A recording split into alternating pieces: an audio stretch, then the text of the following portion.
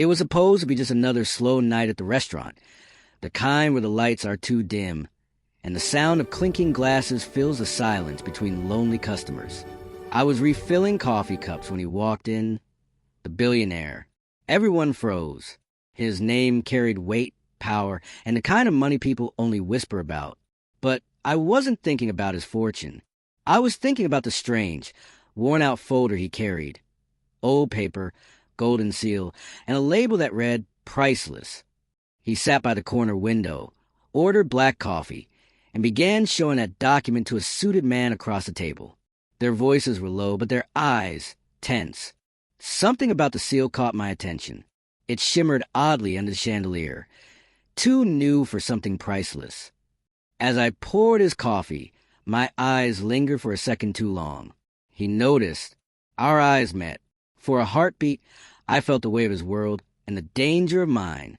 That was the night I realized sometimes the smallest person in the room sees the biggest lie.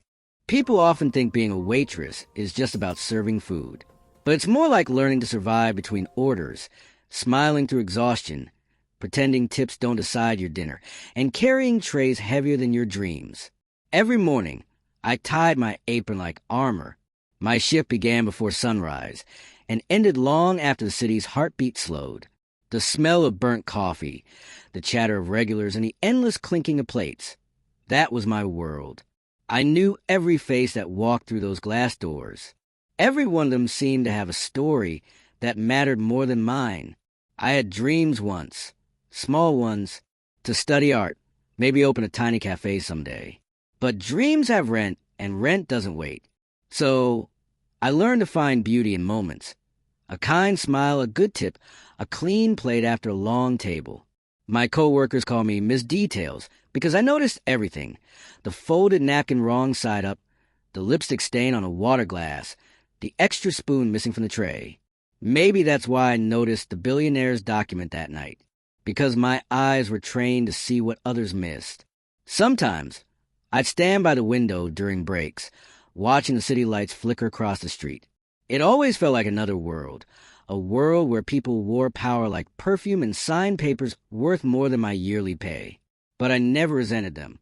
I just wondered how different their lives were, how far their worries were from mine. I remember my manager, Mr. Harlan, always saying, "Keep your head down, Mia. The rich don't like questions." I used to nod, smile, and keep quiet. But deep down, I knew silence never made anyone safe. So when that man walked in, the billionaire with the storm in his eyes, something inside me stirred. I didn't know it yet, but that night, the habit of noticing would rewrite my entire life. Because sometimes your biggest gift is also your biggest risk, and mine was seeing the truth no one else dared to look at. The first time I saw him, it was like the air itself changed. He walked into the restaurant with a kind of calm that made noise pause. The doorman nearly tripped over himself greeting him, and the manager's fake smile stretched wider than ever. Everyone knew who he was. Alexander Crane, billionaire investor, philanthropist, and a man whose name could open doors faster than keys. He was like the others who came flashing money and noise. No, his silence carried authority. His tailored black suit looked effortless. His silver cufflinks caught the light like they owned it. Yet something in his eyes didn't match his confidence. They looked tired, like someone who'd seen too much power and found it heavy. He took the same corner table every time he visited. Always alone. Always with that same faded brown folder. The staff whispered about it. Some said it contained the deed to an island. Others said it was an old family will. No one knew for sure. We only knew one thing. It was priceless. That night, he wasn't alone. A second man arrived, younger, sharp suit, the kind of person who'd check his watch too often. They spoke quietly, their heads close, the brown folder lying between them like it held the fate of the world. From my station, I could only hear fragments, words like authenticity, evaluation, and final transfer. But what caught my attention wasn't their words. It was how his hand hesitated each time he touched the seal on that document. The seal, gold, crisp, unblemished. It looked too fresh for something ancient. I walked over with their drinks. The younger man barely looked at me, eyes glued to the papers. But Mr. Crane, he looked up. His gaze was sharp, unreadable. "Thank you, miss." "Mia," I replied softly. He nodded once, as if filing my name somewhere in a hidden drawer of his mind. When I placed the glasses down, the folder's corner brushed my hand. A small ripple of instinct ran through me, that strange awareness that something wasn't right. The paper wasn't old parchment. It was modern, too smooth, almost synthetic. I stepped back, my heart racing for no reason I could explain. Why would I care about a billionaire's paper? Yet something whispered that I should. The younger man finally said, "Once the authentication clears, the foundation will release the funds." Authentication. That word echoed in my head. I'd seen my fair share of fake things in life. Fake promises, fake smiles, fake love. But never a fake worth millions. As I turned away, I saw Mr. Crane's reflection in the window. For the briefest second, his confident face fell, replaced by something almost human. Regret. That was the moment I realized power doesn't always wear honesty, and truth, even in silence, has a way of calling to those who can see it. Sleep wouldn't come that night. Every time I closed my eyes, I saw the gold seal peeling, the shimmer of fresh ink, and Alexander Crane's expression under the streetlight, like a man guarding a truth he wished he could unsee. By morning, my curiosity had turned into conviction. I wasn't sure if I wanted to prove him wrong or prove myself right, but deep down I knew the truth. That document wasn't real. The next day, the restaurant buzzed with whispers. Mr. Crane had reserved the entire West Wing for a private meeting. Something about a historic deal. My manager was practically vibrating with nerves. "This is the biggest client we've ever had," he kept saying. "No mistakes a day." When I saw the folder again, resting on the mahogany table, something inside me twisted. That wasn't just paper. It was power disguised as prestige. And I, a nobody with a tray and a tired smile, was the only one who knew its secret. I tried to focus on my work, but my hands shook as I poured water. The investors were already seated, their watches gleaming, their laughter polished and hollow. Mr. Crane arrived last, calm as ever. The folder was in his hand. The document, the priceless proof of a deal, was about to change hands. My chest tightened. This was it. I could stay silent, earn my tips, go home, or I could speak up and risk everything. "Keep your head down, Mia. The rich don't like questions." My manager's words echoed in my head, but another voice spoke louder, my father's. "Truth doesn't need permission to exist." I stepped forward before I could stop myself. "Excuse me, sir," I said, my voice trembling. The room fell silent.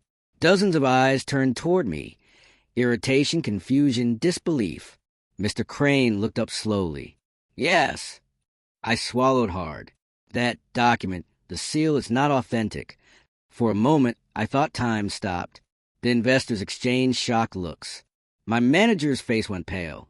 Someone laughed, a sharp, mocking sound that cut through the air. Mr. Crane's gaze hardened. "Are you accusing me of fraud, Miss Mia?" I wanted to run, but something inside me wouldn't let go. "No, sir. I'm just saying maybe someone fooled you. I noticed a seal. It's printed, not pressed. Real seals leave an indentation. That one doesn't." A heavy silence filled the room. Then, like thunder, my manager snapped. "Mia, that's enough." I felt heat rush to my face. "I'm sorry," I whispered, lowering my eyes. "I didn't mean to." But then Mr. Crane spoke. Quietly. Let her finish. Every head turned toward him. His voice was calm, but there was a strange intensity in his eyes.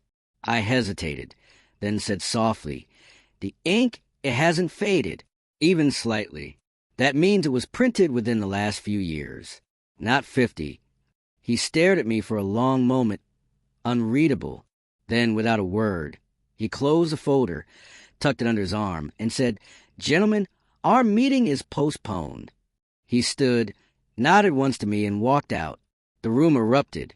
Investors complaining, my manager shouting, the air thick with chaos. But I didn't hear any of it. All I could think was, what have I done? By the time I stepped outside, he was gone. Only the faint scent of his cologne lingered, and the city's noise swallowed the rest. That night, I sat on my narrow bed, heart pounding, staring at my uniform folded on a chair. I probably lost my job. Maybe worse. But for the first time in years, I didn't feel small. I felt free. Because even if no one believed me, I knew the truth. And that was worth more than any billionaire's approval. The next morning, the restaurant felt different, colder, heavier, like every wall had eyes. I could feel the whispers before I heard them. Mia's in trouble. She embarrassed a billionaire. They say she accused him in front of investors.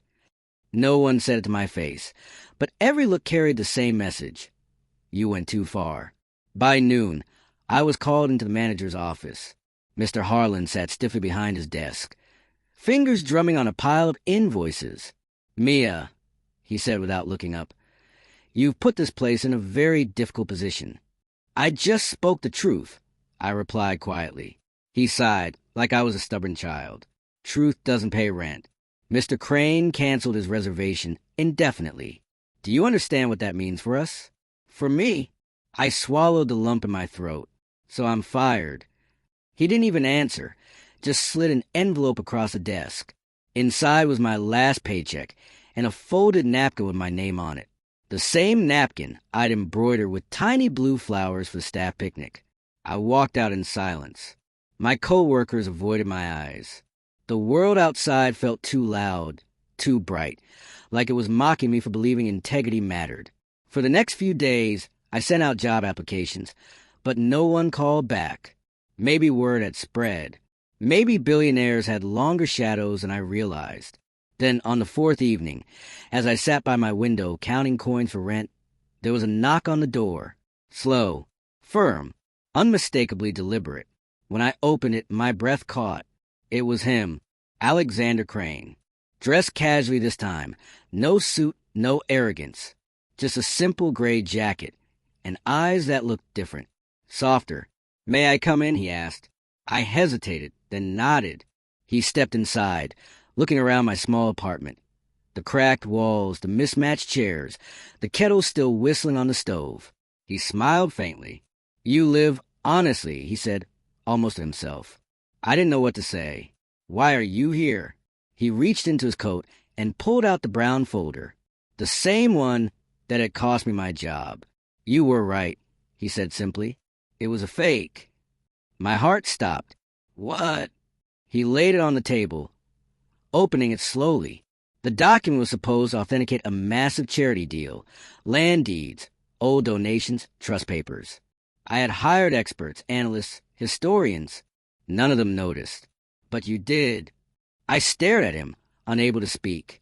He leaned back, his voice quieter now. I suspected it myself. But I needed to know if anyone around me still valued truth over comfort. So I brought it to the one place no one expected wisdom, a restaurant. I wanted to see who'd notice. You did.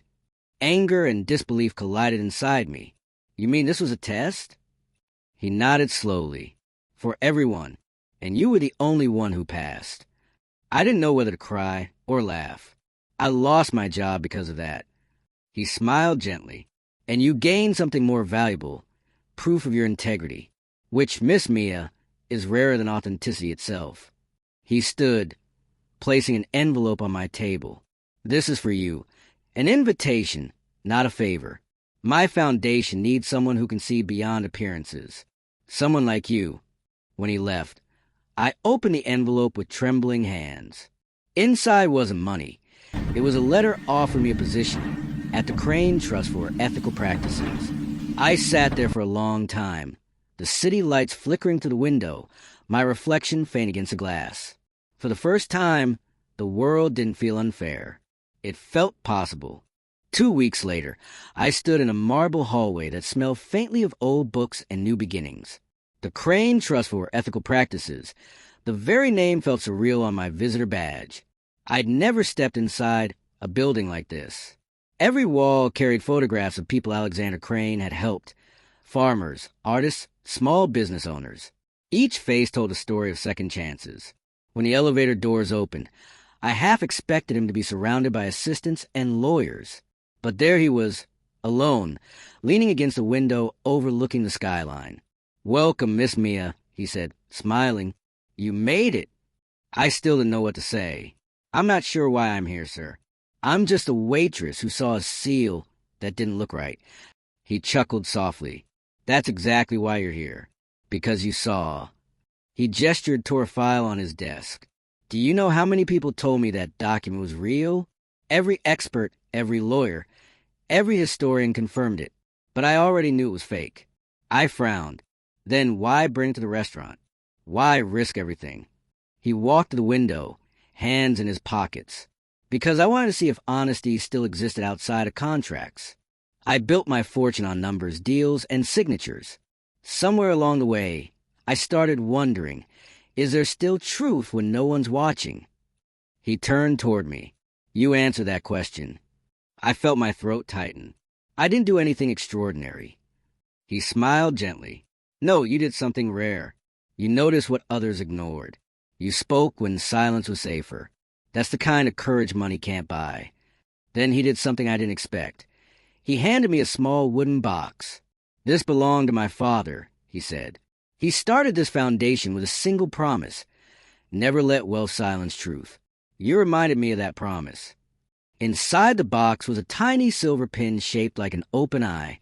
"It's a symbol," he said softly, "for those who see what others can't." I blinked back tears. "I don't know what to say." "Just keep doing what you do," he replied. "See the truth. Protect it, even when no one believes you." As I left his office, the sunlight poured through the glass like a quiet applause. For the first time, I realized that life doesn't reward silence. It rewards courage. That night, I walked past the same restaurant where it all began. Through the window, I saw another waitress smiling at tired customers, her apron tied tight, her eyes scanning every detail like mine once did. And I smiled, because maybe, somewhere in that small act of noticing, another truth was waiting to be found. The evening sky cast a warm, golden glow over the quiet streets as Mia stepped outside the restaurant. She paused, glancing back through the window at the bustling dining room, now calm and ordinary once again. A sense of quiet satisfaction settled over her. She had risked everything that night, her job, her reputation, even her sense of security, to speak the truth. And in doing so, she had uncovered something far more valuable than money: the preservation of history, the integrity of the art world, and the vindication of a grandfather whose work had been dismissed and discredited. As she walked down the street, Mia realized that true wealth was not measured in dollars or rare manuscripts. It was measured in courage, in the willingness to act when no one else would, and in the impact one could leave on the world. Every choice mattered. Every voice could make a difference. That night, she had not only saved millions, but restored a legacy, protected countless works of art, and honored the truth. Sometimes, she thought, the most priceless things in life cannot be bought. They must be defended. And standing there, with the city lights reflecting in her eyes, Mia knew she had done exactly that.